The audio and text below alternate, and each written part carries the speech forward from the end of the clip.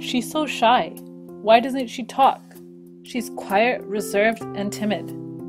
The words I just used to describe that person are known as personality traits. Personality traits need to meet a certain criteria in order to be considered a trait. First of all, they need to be consistent. So if they're shy at home, they'll also be shy at work. Second thing is stable. So if they're a shy person at the age of 30, they probably will still be shy at 40. And finally, individual differences. People differ on how much they talk and how they act on an individual basis. These traits then lead into the Big Five, also known as the 5-factor model. The Big Five is composed of 5 major traits, which can be remembered by using the acronym OCEAN: openness, conscientiousness, extroversion, agreeableness, and neuroticism. All of the traits are independent, which means if you score high in extroversion, you can score high or low in neuroticism. Let's start with the first model in the Big Five, openness. This is when a person has openness to new experiences. They appreciate new ideas, values, and feelings. A person that would score high on this would be someone who is curious, enjoys the arts and sciences.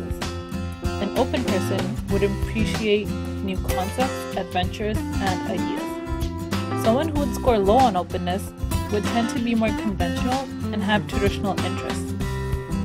They would prefer something plain and straightforward, rather than complex. They would enjoy something familiar, rather than experience something new. Moving on to trait number 2, conscientiousness. A conscientious person has a tendency to be careful on time and follow rules.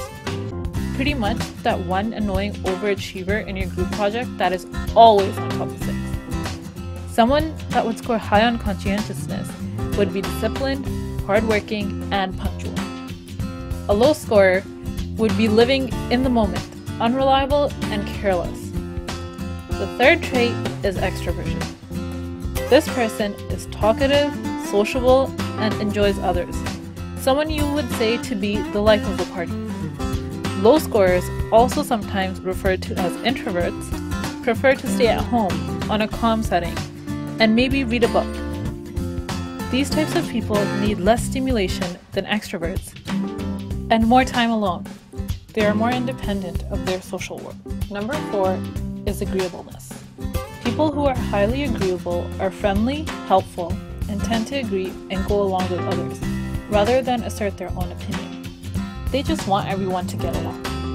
People who score low on agreeableness are quick to assert themselves, manipulative, and uncooperative.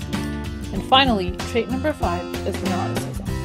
Neuroticism is a tendency of someone who frequently experiences negative emotions, such as anger and sadness. A high scorer would worry about little details and feel insecure. They're emotionally reactive and vulnerable to stress.